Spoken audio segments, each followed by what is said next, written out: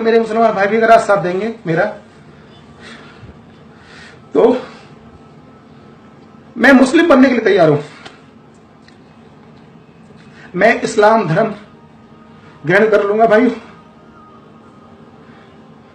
मैं मुसलमान बन जाऊंगा, क्योंकि अपने इस देश में अगर हम हिंदुओं के साथ। अस्सलाम वालेकुम दोस्तों, उम्मीद है आप सब खैरियत से होंगे। दोस्तों, जैसा कि आपने वीडियो के शुरू में देखा कि एक बंदा रो रो कर ये बता रहा है कि वो इस्लाम कबूल करने वाला है। दोस्तों, आपको बताते चलें कि इस वीडियो में एक हिंदू पंडित जो कि कई सालों से पूजा पाठ करता चला आ रहा था, वो अपने ऊपर होने वाले अत्याचार से तंग आकर अब इस्लाम कबूल करना चाहता है। और साथ ही साथ इस वीडियो में वो बताना चाह रहा है कि गरीबों के साथ इस देश में कितना अत्याचार हो रहा है और छोटी जाति वाले लोगों के साथ भी। दोस्तों, आपसे गुजारिश है कि आप इस वीडियो को लाजमी पूरा देखें और इस वीडियो को खूब लाइक करें और जितना हो सके उतना शेयर करें। अस्सलाम वालेकुम। जी, आपका नाम क्या है? अब्दुल्ला अंसारी। जी, इसके पहले आप कौन सा मतलब बिरादर थे? बनिया। जी, तो अभी आपने इस्लाम कबूल कर लिया, कुछ बताएंगे इस्लाम कैसा धर्म है? बढ़िया धर्म है इस्लाम। जी, हमारा परिवार थाना पुलिस सब किए थे। जी, हम दरोगा आया, तुमको मुसलमान किसने बना दिया? जी, ये अल्लाह की रहमत हुआ।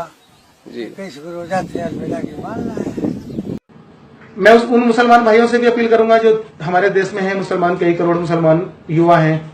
बहुत भाई मुसलमानों के लिए बहुत अच्छी बातें करते थे, तो मैं शासन करूँ कि वो जो मुसलमान भाई हैं वो सामने आए, मुस्लिम भाई आए, ओवैसी साहब सामने आए, हमारे आजम खान हैं वो सामने आए, बड़े बड़े लीडर सामने आए, क्योंकि वो हिंदू मुस्लिम एकता की बात की है। उन्होंने बहुत बड़ी बड़ी बातें टोबी ने की है। मुसलमान समाज में उनको बहुत रेस्पेक्ट दी जाती है, तो वो सामने है, कम से कम वो तो सामने है। उनमें जज भी हो सकते हैं, उनमें वकील भी हो सकते हैं, वो खुल के सामने है भाई के लिए।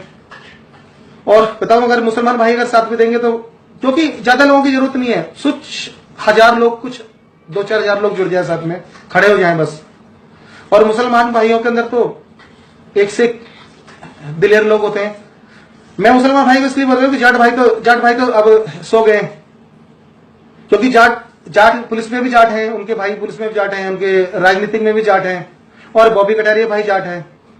तो जाट तो सारे बढ़ गए, जाट तो आएंगे नहीं सपोर्ट के लिए, और गरीब तो सपोर्ट करेंगे क्या? गरीब लोग होते हैं। तो मैं कहता हूं मुस्लिम जो भाई हैं उनमें थोड़ी एकता होती है, वो अपने धर्म के लिए इकट्ठे हो जाते हैं। उनमें एक अच्छी बात है कि वो इस्लाम के लिए इकट्ठे होते हैं, अपने धर्म के लिए इकट्ठे होते हैं। मैं सिर्फ भाई से कहता हूं कि अगर मेरे मुसलमान भाई भी अगर आज साथ देंगे मेरा, तो मैं मुस्लिम बनने के लिए तैयार हूं। मैं इस्लाम धर्म ग्रहण कर लूंगा भाई, मैं मुसलमान बन जाऊंगा, क्योंकि अपने इस देश में अगर हम हिंदुओं के साथ अगर ऐसा होता है, हमें अपराधी बना दिया जाता है रातों रात। जो पूरी दुनिया में हिंदुओं का सबसे बड़ा राष्ट्र है, जहां हिंदू ज्यादा रहते हैं। मैं हिंदुओं का राष्ट्र नहीं बोल सकता, क्योंकि यहां सभी कौम रहती है, लेकिन हिंदू सबसे ज्यादा हिंदुस्तान में रहते हैं। अगर हम यहां सेफ नहीं है तो हम कहां जाएं? हमसे तो दुबई अच्छा है, शारजा अच्छा है, सऊदी अरब अच्छा है। वहां इतना न्याय नहीं होता, वहां न्याय है, वहां कानून है, वहां ऐसा नहीं होता है। तो मैं मुस्लिम बनकर दुबई में जाके फंस जाऊंगा, जिंदा तो रहूंगा कम से कम। अरे यहां पर मार दी जाऊंगा, यहां ऐसा होता है भाई। पता है मैं क्यों रो रहा हूं? आज जो मैंने अपनी आंखों से देखा वो कोई बहुत छोटी बात नहीं है। कानून खत्म हो चुका है, कोई नहीं है दुनिया में किसी की मदद करने के लिए।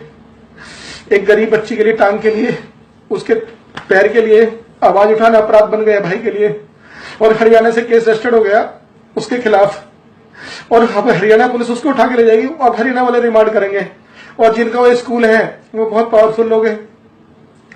तो ताकतवर इस दुनिया में रहेंगे, गरीब तो कभी रहेगा नहीं। सिर्फ जो ताकतवर है उनके सामने या तो झुक जाओ, वो जो कर रहे हो जो वो सहलो। अगर आप उनके खिलाफ आवाज उठाते हो तो आप गलत कर रहे हो।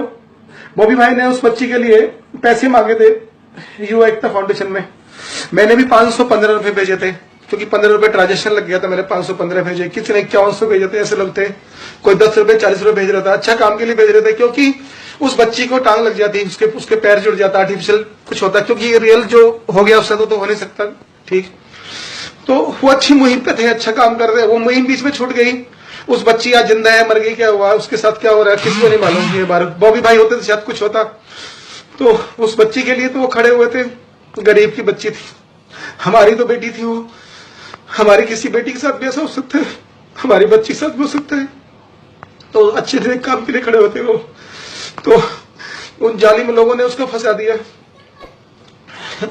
ठीक है, उनको वो ट्रैप में आ गए, चारों तरफ से फंस गए और उनको जीते ही मार दिए गए, खत्म कर दिया उनको, कुछ नहीं बचा उनके अंदर।